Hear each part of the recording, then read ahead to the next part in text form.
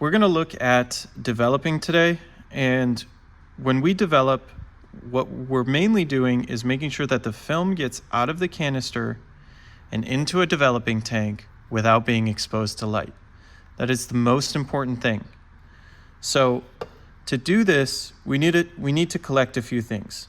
Now, on the back sink, the sink that's closest to the darkroom, you're going to find all of these tools. You're going to find a bottle opener, a pair of scissors, you'll already have your film canister, and you're also going to find a couple different types of developing tanks. You just need to use one. Any one that is significantly taller than others, these two types would be considered double tanks. You can develop 2 rolls of film in one tank using these doubles. A lot of you will use these, but only as a single individual. But that just means, and we'll get there, it just means that you develop on the lowest possible reel to ensure that your photos develop properly. Now this can get really complicated, and I could go through each individual tank, but for the sake of the demo, we're gonna look at the most popular tank that I have, and these are new ones that I just recently bought. These guys. I'm going to show you guys these because they have a couple different features that aren't as intuitive as the screw-on lids we have here. So we're going to mainly focus on this guy. When you collect your tank, you got to make sure that you have all the parts to the tank. And it's important that you keep all the parts together with the tank as well. So you'll have a little tube. You will obviously have the lid that I just took off.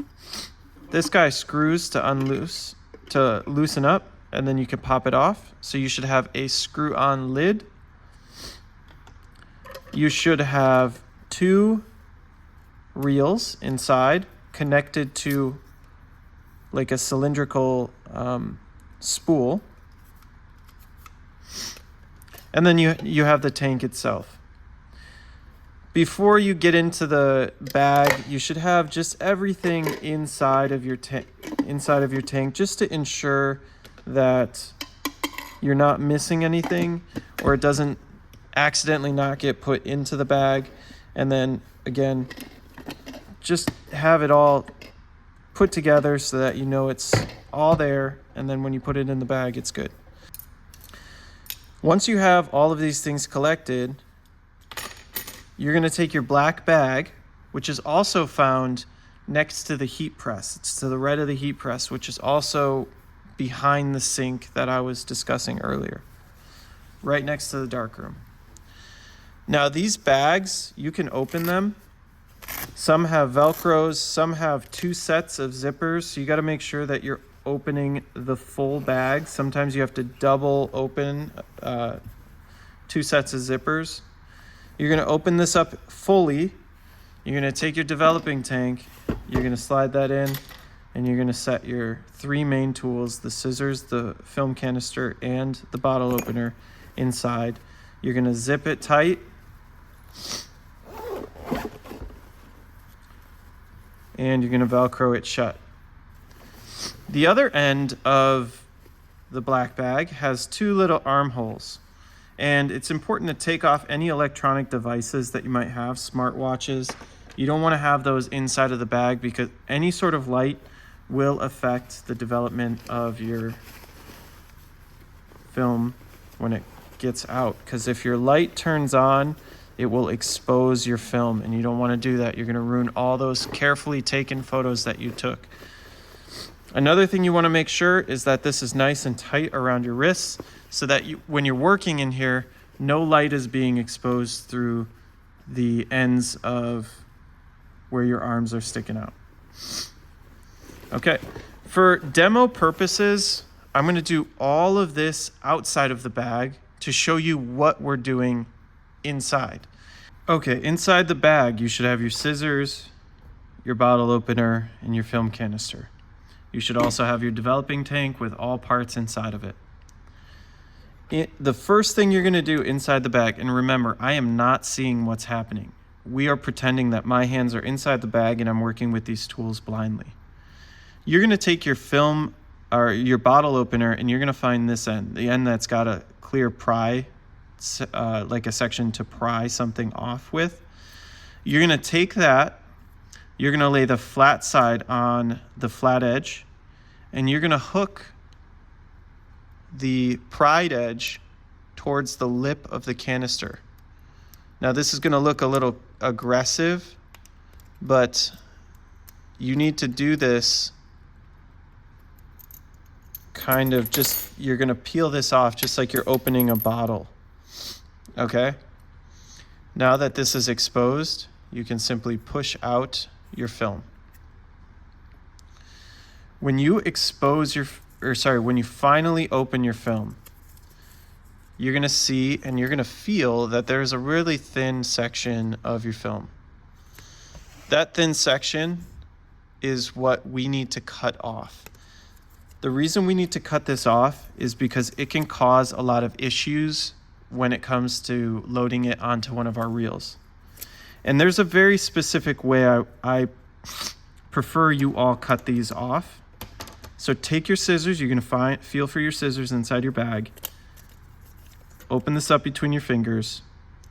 And I always suggest students cut this in a rounded format, like so. Don't cut it straight across. If you cut it straight across, what's going to happen is sharp edges are going to catch on the reel. And you don't know what I'm talking about right now, but you will find out very shortly, is that those sharp edges will then cause your reel to not reel all the way around, and you'll have to redo the reel. And that's a really annoying thing. It's what holds students up the most when they go to wind up the film on the reel. So now that we have our film properly cut, we can set this guy aside. We could set this guy aside for now. We can take our film canister, clear up the space. Now we're going to go to our tank. We're going to open up the tank. We're going to pull out our 2 reels. And I just want to show you something. We have 2 different types of reels. We've got these, which don't really have a lot of information to tell you where to put the reel in. And then we've got these, which have clearly, like, some clear sections of where to put the film in and where the ball bearings are. So most of you will have to work on these, which are harder, and I apologize, but I just could not find these to purchase. And what this looks like is, and I'll do it on both of them just to explain this. The way you want to hold your reel is for the flat sides to be facing you. You're then going to find your film, and you are going to feed the rounded edge through the flat side. If you can see, there's a rounded side and a flat side. You're going to feed the rounded film end through and just past the ball bearings. I'm going to go a little bit further just to be safe. And then watch this. If you wind it, you start cranking it. I'm just twisting my right hand forward and back. And if I keep doing this, you're going to see that my film is winding on. Now, I don't have to do it super slow. I can do it very quickly. And eventually, if it cooperates with me, you're going to see that I am at the end of my spool. I'm going to take my scissors and I'm going to clip that off. Now, before I clip that off, let's just pretend that I made a mistake and I need to undo the reel so that I can reapply my film and try again. What I'm going to do is I'm going to just crank forward until it clicks and pull apart. So I'm going to show you that one more time with the reel empty. So when you reconnect it, you need to align it so it fits. And then when you crank it backwards, we shouldn't be able to pull it apart. So again, if you have film that's stuck in there, you need to crank forward until it clicks and then pull it apart. Now you can put these together the wrong way. If you put them together the wrong way, they don't line up. So let me show you. Like these two ends don't line up now. So that doesn't work. You need to make sure that they align. That's the best way. Okay, so that's this reel. Now if you're working with this reel, it's the same concept, but you're gonna see that the flat sides are just these little tiny flat ends that barely stick out, which are hard to work with because they don't hold the film down. So you're gonna find the end of your film, and you're gonna make sure those two little nubs, they stick out and face each other, and then you're gonna slide your film through there, again, past the ball bearing, and then you're gonna start winding. And look, now it's gonna start winding for me again. It should be nice and easy. If you're forcing it, something's wrong. If you're forcing it, if it sticks and it's just done and you're not all the way through, you still feel a lot of film on your spool, that means that you are probably stuck and you're gonna have to redo it. Sometimes it's at the fault of you, and sometimes it's just at the fault of the film catching, and you got to redo it. Now, you'll notice I just cut off a little bit of the end of my spool on here. A little bit's fine. You don't want to cut off too much because you don't want to cut off that last frame. But here you can see maybe a little bit that the film is wound through each layer. So now that I have this wound, I can set all my scraps away. I'm gonna get out this spool, this plastic spool, and I'm gonna make sure that my film reel gets placed on the bottom layer. It needs to be on the bottom layer, closest to this fatty section of the spool. Then the empty reel can get placed on top if you have an empty reel. Some of you might just choose to bring one reel into the film canister or the developing tank, that's fine. And then you're gonna place this side, not this side down. Take your cap and fit it in there. Now, you need to also ensure that this can't be pulled out. So see how I can't pull it out now, but if I twist, I can pull it out. You'll see these little notches on the corners here. If they're notched, they're locked, okay?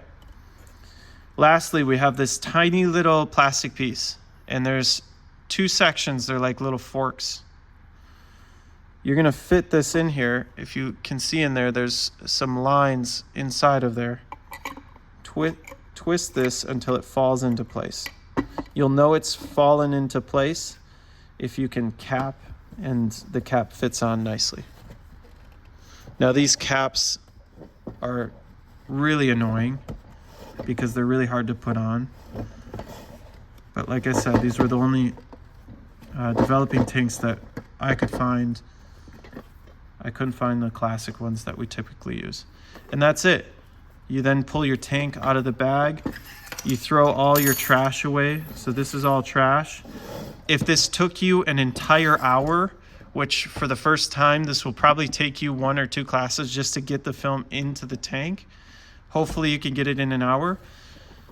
You're gonna tape your name on here. Once you taped your name on here, you're gonna leave it on, you're gonna leave it somewhere next to the drying rack so that people know they cannot use this tank. Otherwise, somebody's gonna open this and they're gonna expose your film to light. So make sure that tape gets put on. And also, when you're done developing, the tape gets taken off as well.